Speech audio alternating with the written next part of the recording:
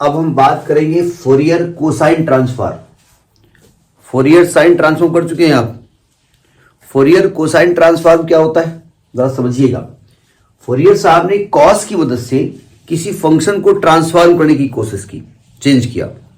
तो उन्होंने कहा कि लेट, इसकी डेफिनेशन देख लीजिएगा, let F X be a function, यानी एफ एक्स एक फंक्शन है। विजुअलिटी ठीक है ना। Function defined at X is greater or equal to 0, यानी positive interval, positive value of X के लिए डिफाइंड है। Then Fourier cosine transform, Fourier cosine transform is given by, इसको डिनोट कैसे करते हैं जरा समझिएगा। हम फोरियर ट्रांसफॉर्म के लिए क्या किए थे, किसी फंक्शन के पहले एफ लगा देते थे ना, कैपिटल एफ, याद है। तो वही यहां पर भी लगाएंगे। तो फिर इसमें उसमें अंतर क्या है तो इसमें सी लगा दो, कोसाइन के लिए सी यूज कर दिया जाता है। हम इसकी वैल्यू कहते थे कि एफ एस आने वाला है तो यहां पर सी लगा दो, साइन में हमने यहां एस लगा दिया था। तो इसकी वैल्यू इसकी जो वैल्यू होती है वो 0 से infinity F x cos x D x हो गया, cause S x, sorry cause S X D x, cause S x, यानी जो एंगल है वो एस एक्स है, एस के फॉर्म में आएगा ना, एस एक्स डी एक्स। जहां एस जो है ना ग्रेटर देन 0 है, इसको पैरामीटर कहते हैं। पैरामीटर क्यों कहते हैं, अब कहते हैं तो कहते हैं पैरामीटर का मतलब होता है फंक्शन कॉस के टर्म में ये डिफाइंड होगा, मतलब कॉस के, सॉरी एस के टर्म में ये फंक्शन आने वाला है, ठीक है। तो इसको कहते हैं फोरियर कोसाइन ट्रांसफॉर्म। जरा समझिएगा, अगर हम आपसे इधर देखिए, अगर हम आपसे कहें कि भाई ये जो Fourier cosine transform F x का है, ये एफ एस है, अगर हम आपको एफ एस दे दें, आवाज आ रही है, अगर हम आपसे को एफ एस दे दें और आपसे एफ एक्स निकलवा लें, तब क्या करेंगे आप, तो आपको इस एफ सी को उधर ट्रांसफर करना पड़ेगा। इसको कहते हैं फोरियर इनवर्स या inverse Fourier, inverse Fourier cosine transform, cosine transform, इसको हम इनवर्स फोरियर कोसाइन ट्रांसफॉर्म कहते हैं। क्या मतलब हुआ कि हमको अब एफ एस दे दिया गया, ये फोरियर की वैल्यू दे दी गई है, और हमसे कहा गया है कि किस फंक्शन की वैल्यू ये एफ सी एस है। तो यहां पर जब हम वैल्यू निकालेंगे तो इसकी वैल्यू होती है एफ एक्स बराबर, ये जो एफ सी एस है ना, इसका हमने एफ सी इनवर्स कर दिया, इसको कहा जाता है इनवर्स फोरियर कोसाइन ट्रांसफॉर्म। और इसकी जो वैल्यू होती है वो होती है 1/2 पाई इंटीग्रल 0 से infinity F C S cos S X D S, ये एस के रेस्पेक्ट में इंटीग्रेट होता है, ठीक है। आपका कैमरा नहीं चल रहा है क्या, मूवमेंट नहीं हो रहा, बिल्कुल फिक्स फोटो है।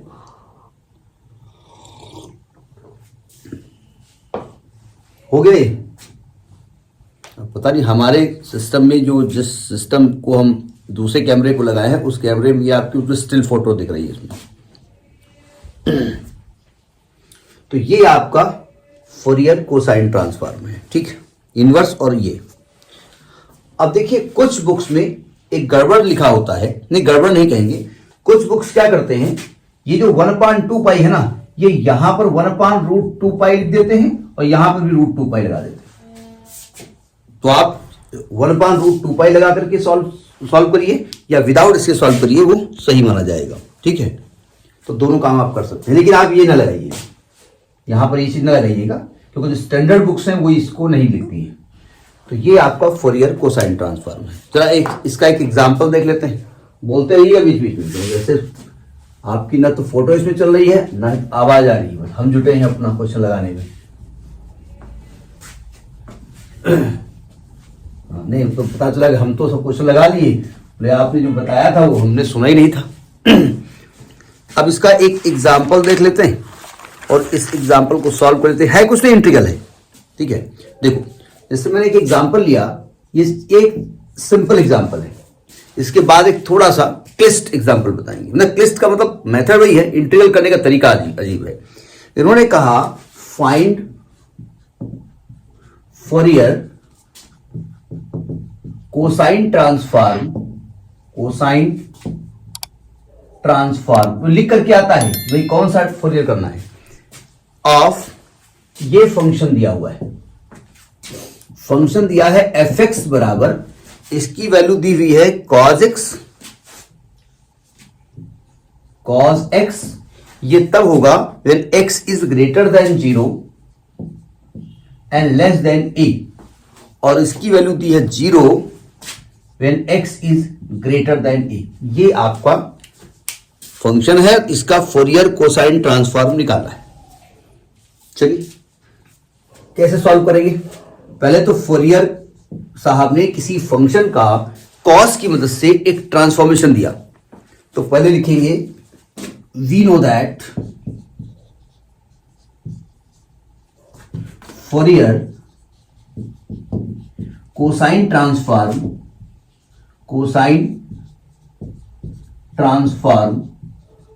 ऑफ एफ एक्स क्या होता है। एफ एक्स के कोसाइन ट्रांसफॉर्म को हमने लिखने का तरीका क्या होता है, ये फंक्शन है, इसका फोरियर करना है तो कैपिटल एफ लगा दिया और कोसाइन है तो सी लगा दिया, और इसको लिखा जाता है एफ एस के टर्म में आएगा, यहां सी लगा दिया। फॉर्मूला क्या होता है 0 to इनफाइनाइट। अब एक लफड़ा देखिएगा, 0 to infinite F x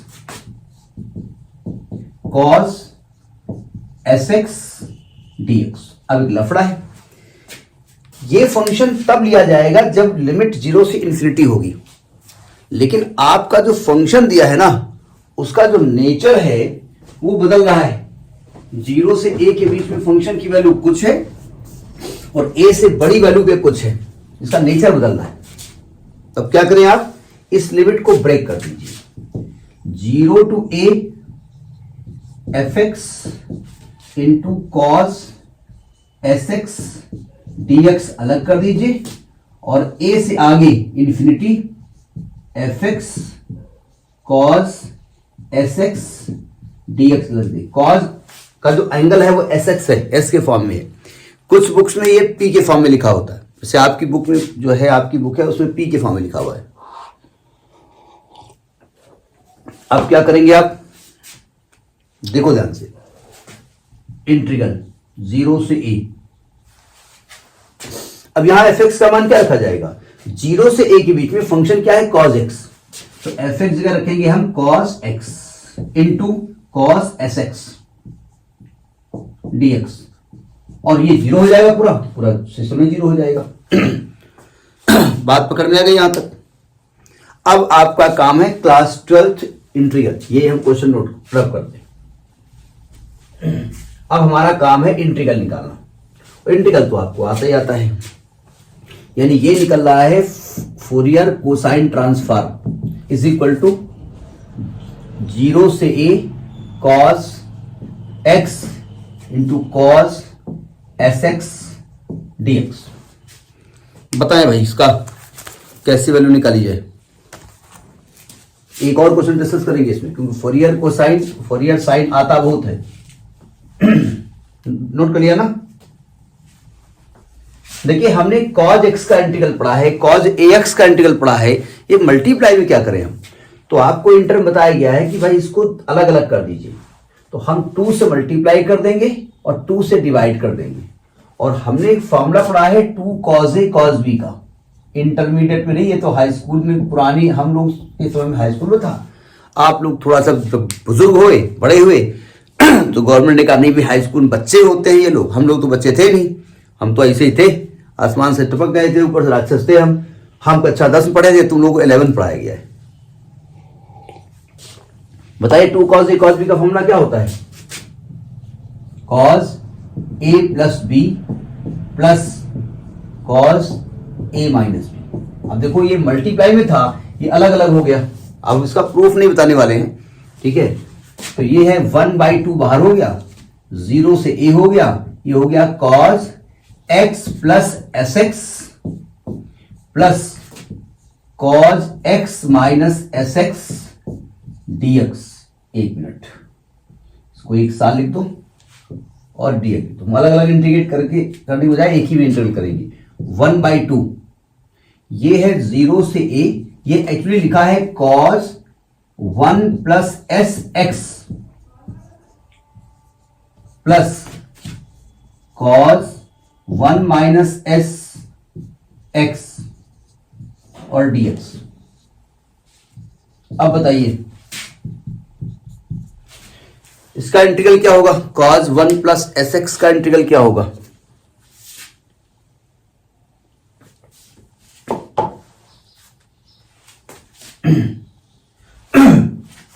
sign 1 plus S x upon 1 plus S, याद है ना? cos x का इंटीग्रल होता है sin x, और जब x की जगह ax होता है तो जो a होता है ना वो अपान में आ जाता है, और प्लस ये होगा sin 1 माइनस एस एक्स अपान 1 माइनस एस, और लिमिट यहां बाहर दो 0 से a। अब इसकी लिमिट ऑपरेट कर दी जाए, अगले टर्म में हम लिमिट ऑपरेट करने जा रहे हैं, ये नोट कर लिया। जब लिमिट ऑपरेट करोगे अगले टर्म में तो 1/2 क्या करना है? पहले x की जगह, क्योंकि हम x के रेस्पेक्ट में इसको इंटीग्रेट कर रहे हैं, x की जगह अपर लिमिट रख दो, तो आएगा sine 1 plus S A upon 1 plus S plus sine 1 minus S A upon 1 minus S, और जब रखोगे 0 तो साइन 0 साइन 0 पूरा 0 आ जाएगा आंसर। तो ये आपका एक एग्जाम्पल हुआ फोरियर कोसाइन ट्रांसफॉर्म से की मदद से किसी फंक्शन को कैसे ट्रांसफॉर्म किया जाता है। समझ में बात आई कि नहीं आई? एक और एग्जाम्पल इसमें लेते हैं, वो भी थोड़ा हल्का है लेकिन थोड़ा सा उसकी लेंथ बड़ी है, ठीक है। नोट कर लिया? ऊपर नोट कर लिया ना?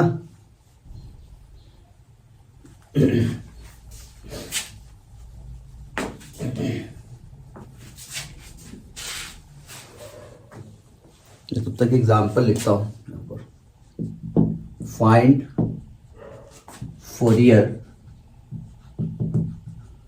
कोसाइन ट्रांसफॉर्म ऑफ, विजिबिलिटी ठीक है ना? अब फंक्शन कुछ ऐसा लिखा हुआ है, एफ एक्स बराबर ये x है when x is greater than 0 and less than 1, और ये 2 माइनस एक्स है when x is greater than 1 and less than 2, और ये 0 है when x is greater than 2। ये आपका फंक्शन है, ठीक है। नोट कर लिया?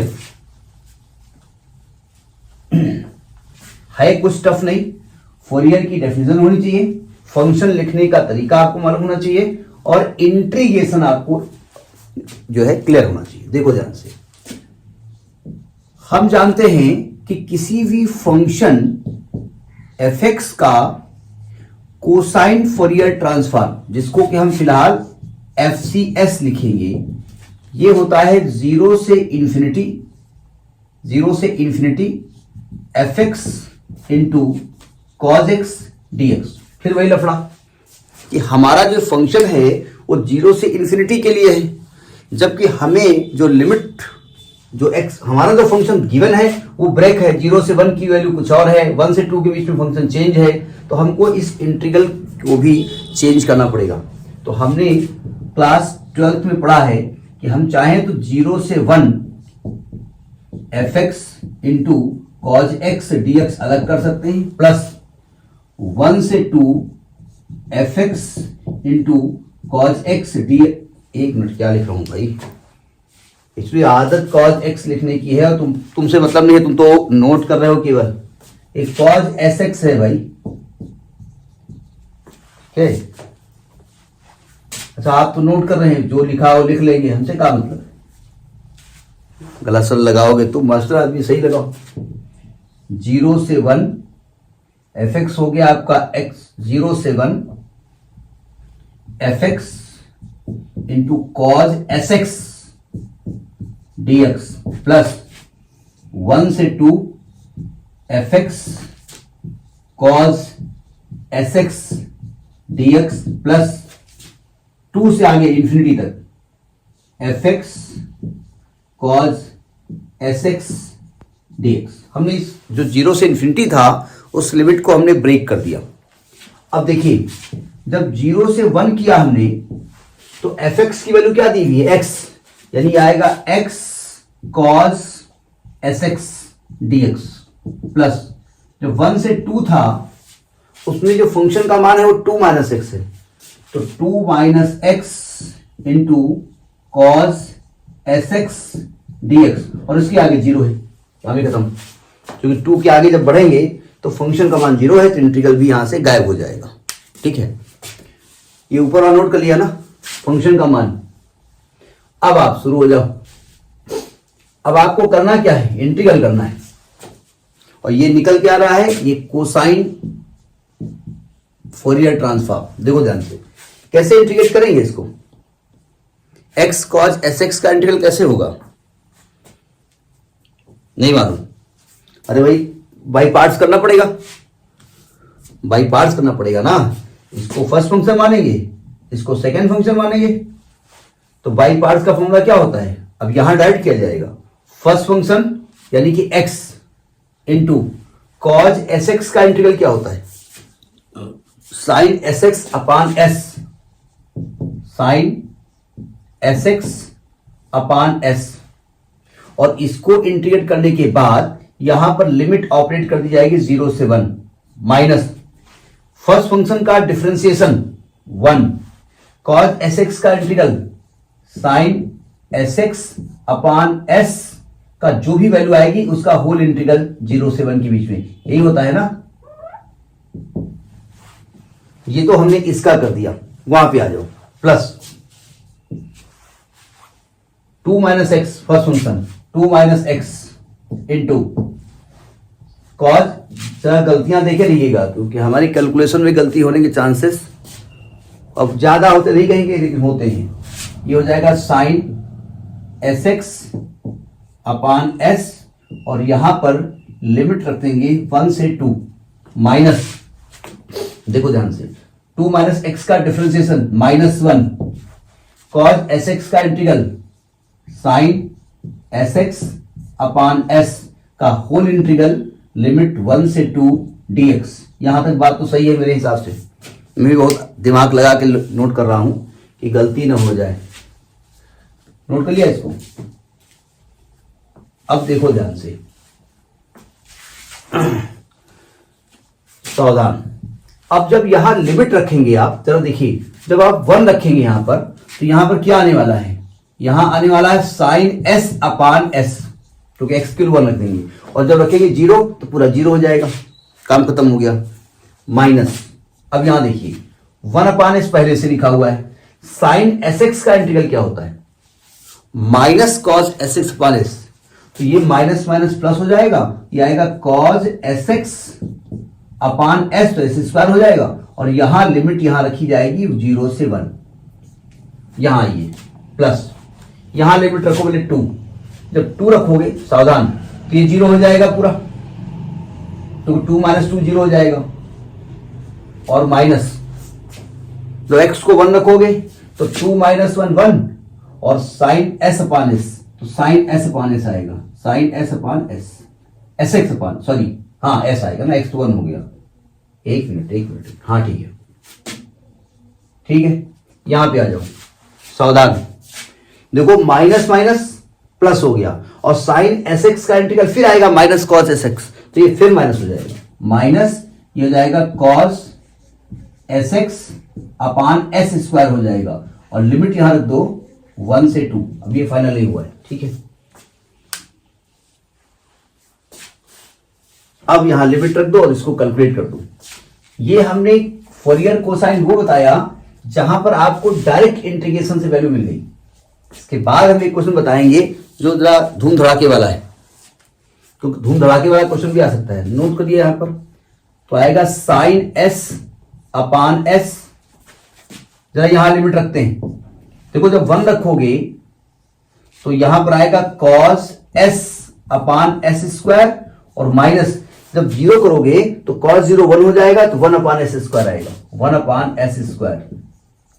यहां देखिए minus sine S upon s, यहां देखिए माइनस, यहां रखो पहले 2, तो आएगा cos 2s upon s square minus cos s upon s square. कुछ नहीं, कुल कैलकुलेशन हम कर रहे हैं।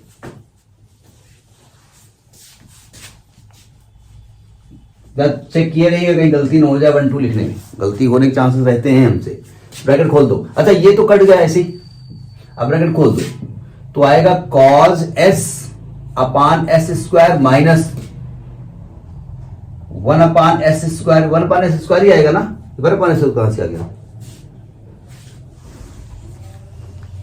1 अपान एस स्क्वायर कहां से आ गया, 1 लिखेंगे तो ये कहां से आ गया भाई, cos s upon s square minus 1। हाँ ठीक है,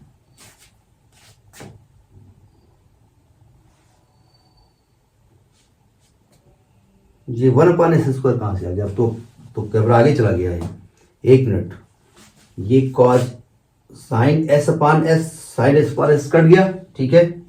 और ये हमने रखा है, ये लिमिट क्या रखी गई थी, ये कौन सी लिमिट है भाई, ये साइन एस अपान एस वाली तो लिमिट हो गई। ये 1 upon s square cos s minus 1, हाँ 1 अपान एस स्क्वायर आएगा ना 1 आएगा ना, 1 अपान एस स्क्वायर माइनस, हो सकता हमने जो यहां लगाया इसी में गलत किया हो, तो हम बहुत गलत करते हैं ना। ये आएगा cos 2s upon s square plus cos s upon s square. इधर देखो ध्यान से, cos s upon s square, cos s upon s square, तो आएगा 2 cos s upon s square minus cos 2s upon s square minus 1 upon s square. 1 s square LCM ले लो, तो आएगा 2 cos s minus cos 2s minus 1 upon s square. अब ये जरा check कर लीजिएगा, क्योंकि मैं कभी कभी गलती कर देता हूं। अब लिमिट चूंकि रख चुके हैं, अब हमने तो अपनी कॉपी में जो सॉल्व किया शॉर्टकट लिखा हुआ है, ये जरा चेक कर लीजिएगा ये, ठीक है। तो ये आपका फोरियर कोसाइन ट्रांसफॉर्म का तरीका होता है, ठीक है। टफ नहीं है, इंटीग्रल थोड़ा टफ, नोट करिए इसको।